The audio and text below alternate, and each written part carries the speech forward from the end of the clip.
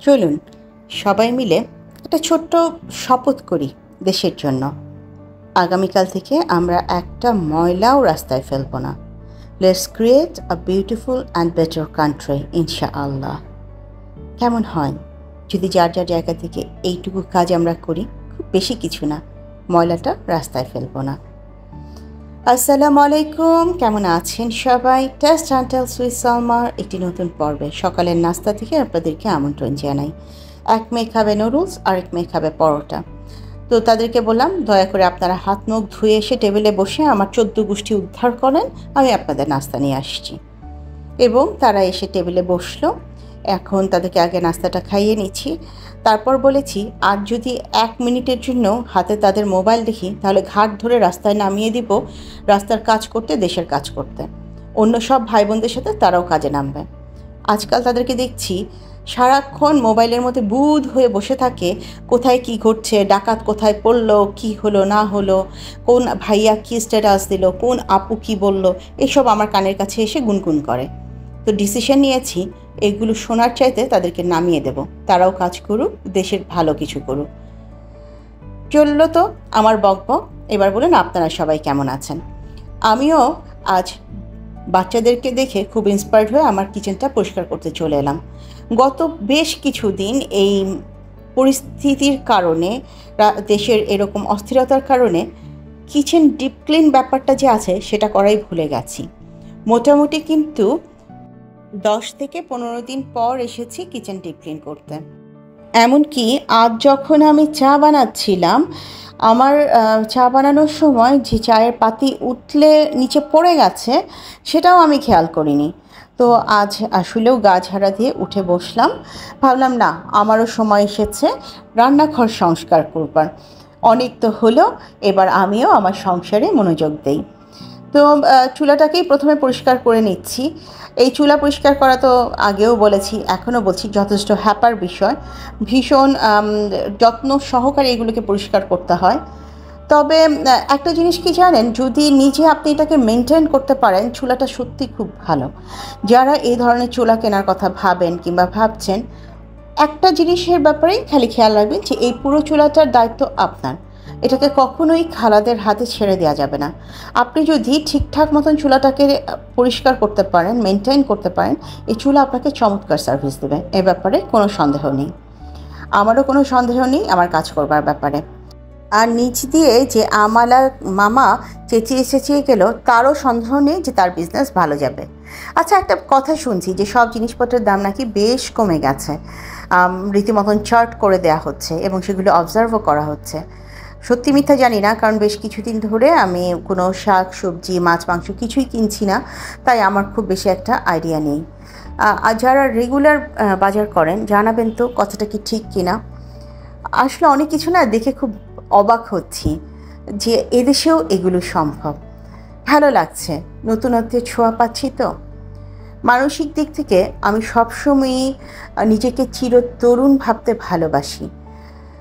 আমার বয়স যাই হোক, সেটা একটা সংখ্যা ছাড়া কিছুই না, কিন্তু আমি এই জেনারেশনের বাচ্চাদেরকে খুব অ্যাপ্রিসিয়েট করতে পছন্দ করি। তাদের মতন করে ভাবতে আমার খুব ভালো লাগে। আমি স্বপ্ন দেখি তাদের স্বপ্নের সাথে তাল মিলিয়ে চলবার জন্য। হতে পারে আপনারা বলতে পারেন সালমাপুর আদিক্ষেতা বেশি, ঢংটাও একটু বেশি। আমাকে কিন্তু 2-1 জন ঢঙ্গি নামেও ডাকে। কোনো সমস্যা নেই, আমি সব কিছুকেই উপভোগ করতে ভালোবাসি। অনেক তো গল্প হলো, কি কি কাজ করছি চলুন সেটাও বলি। এই জারগুলো কিচেনে রেখেছি, কাজেরও হেল্প হচ্ছে, সেই সাথে এত তেল চিটচিটে হয়ে যাচ্ছে খুব দ্রুত যে এগুলো পরিষ্কার না করলে একদম সর্বনাশ। বললাম তো 10-15 দিন পর আজকে ডিপ ক্লিনে হাত দিয়েছি। সেদিন রেশমা আপুকে দেখছিলাম, খুব সুন্দর করে ওর কিচেনটা ডিপ ক্লিন করেছে। তখনই বলেছি যে আমার কিচেনটাও ডিপ ক্লিন করা খুব জরুরি। তো রেশমা আপু বলেছিল যে তোমার কিচেন দেখার অপেক্ষা রইলাম, ডিপ ক্লিন করে আমাদের সাথে শেয়ার করো।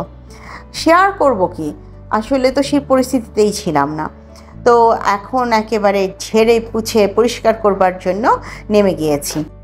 আমার কিচেনটা বেশ ছোট, আর ছোট কিচেনকে গোছাতেও একটু বুদ্ধি খাটাতে হয়।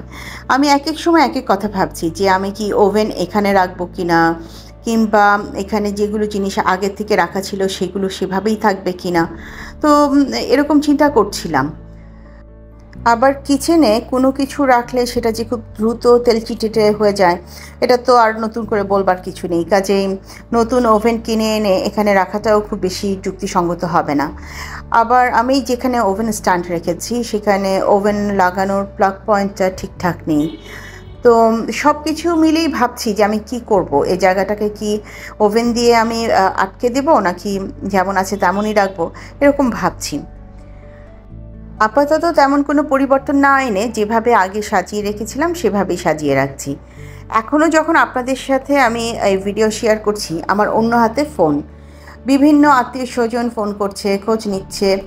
সবচেয়ে যে জিনিসটা আমাকে মুগ্ধ করেছে, আমার ভুটানের যে বন্ধুদেরকে আমি ছেড়ে এসেছি তারা আমার অনেক খোঁজ নিচ্ছে। যাদের সাথে আমি মিশতাম, যাদের সাথে আমি কিটি পার্টিতে জয়েন করতাম, যাদের সাথে আমার খুব ভালো রিলেশন ছিল, ওরা এখন বারবার আমার খোঁজ নিচ্ছে, বাচ্চাদের খোঁজ নিচ্ছে, কেমন আছে বাচ্চারা, কেমন আছি আমি, এখন কি পরিস্থিতি। সব কিছু মিলে না মানে আমার মনে হচ্ছে যে ওরাও যেন আমার সাথে সাথে অনেক বেশি চিন্তায় ছিল। আমার ট্যাক্সি ড্রাইভার থেকে শুরু করে, আমার ক্লিনার থেকে শুরু করে, আমার বাসার যিনি ওনার ছিলেন তিনি, এবং আমার যেসব দোকানে আমি যেতাম সেই সব দোকানদাররা আমার হাজব্যান্ডকে বারবার জিজ্ঞেস করছিল আমি কেমন আছি বাচ্চাদেরকে নিয়ে।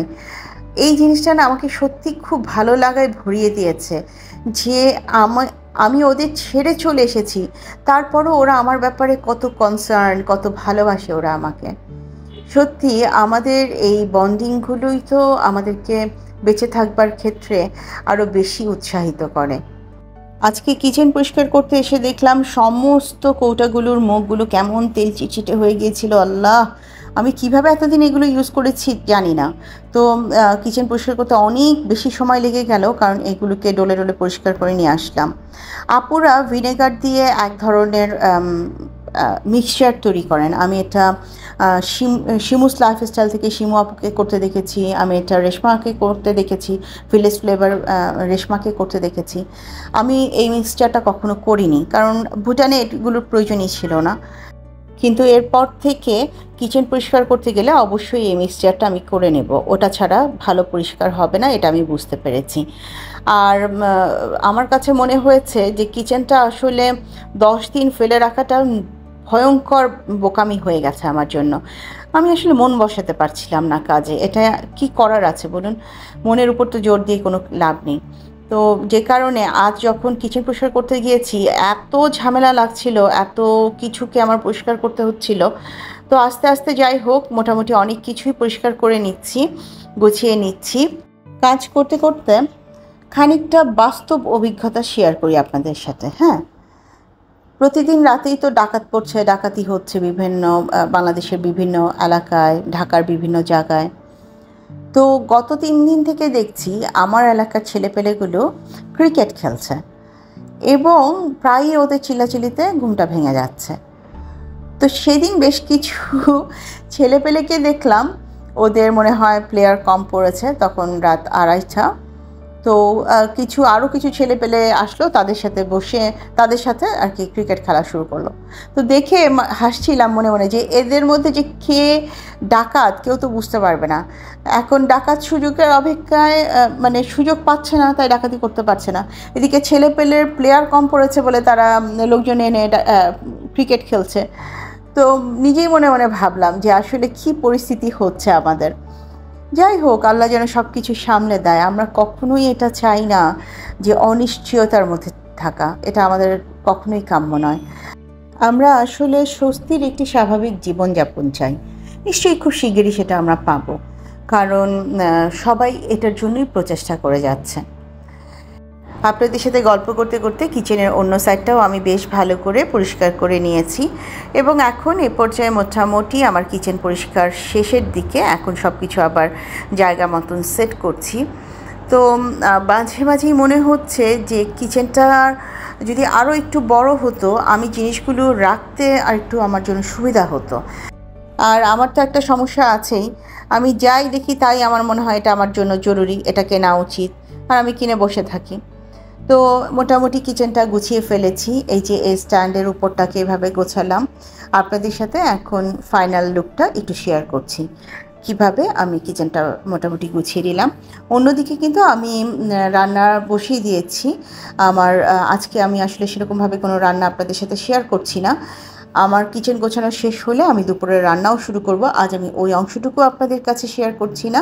আজ তেমন কোনো রান্নাবান্না হবে না, তবে একটু গরুর মাংস রান্না হবে, সেটা আপনাদেরকে জানিয়ে রাখছি যে আজ আমার রেসিপিতে, লাঞ্চের রেসিপিতে আছে একটু গরুর মাংস ভুনা। আর এই তো মোটামুটি কিচেন গোছানো শেষ। এখানে একটা ন্যাচারাল মানি প্ল্যান্ট এনে রেখেছি, কিন্তু মানি প্ল্যান্টটা এত বেশি বড় যে ঝুলে নিচে চলে আসছে। এখানে খুব শীঘ্রই না আমি একটা বোতল দেব, যেখানে আমি মানি প্ল্যান্ট ভেঙে ডাল ঢুকিয়ে ওটা গুছিয়ে রাখবো ভাবলাম। তো একটু ধুয়ে মানি প্ল্যান্টটাকে গোছগাছ করে এই পাশেই রেখে দিচ্ছি। জানাবেন আমার কিচেন গোছানোটা আপনাদের কেমন লাগছে। আপনাদের যদি কোনো সাজেশন থাকে, কোনো অ্যাডভাইস থাকে, অবশ্যই দেবেন। আমি আমার ভিডিওতে আপনাদের সাজেশনগুলোকে খুবই গুরুত্বের সাথে নেই এবং সেটা নিয়ে কাজ করতে পছন্দ করি। সেই জন্যই আমি বারবার আপনাদেরকে জিজ্ঞেস করি আমি এটা করব কিনা, ওটা করব কিনা। তো আজ এই পর্যায়ে থেকে তাহলে আপনাদের কাছ থেকে বিদায় চাইছি। আমার নতুন বন্ধু, পুরনো বন্ধু, যে যেখান থেকে আপনারা আমাকে দেখছেন, অন্তরের অন্তঃস্থল থেকে আপনাদেরকে জানাচ্ছি শ্রদ্ধা, সম্মান, ভালোবাসা। যারা অলরেডি সাবস্ক্রাইব করে, লাইক করে আমার ভিডিও দেখছেন, তাদেরকে আমি ভালোবাসা, অভিনন্দন এবং শ্রদ্ধা জানাচ্ছি। যারা এখনও ভাবছেন আমাকে দেখবেন কিনা, আমার বন্ধু হবেন কিনা, তাদের প্রতিও ছোট্ট অনুরোধ রইল, যদি ভালো লেগে যায় আমার পাশে আপনারা থেকে যেতে পারেন।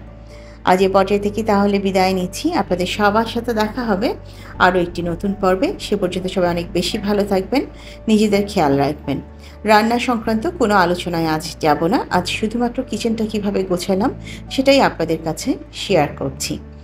দেখা হবে নতুন পর্বে। নিজেদের খেয়াল রাখবেন, ভালো থাকবেন। আল্লাহ হাফেজ এবং আসসালামু আলাইকুম।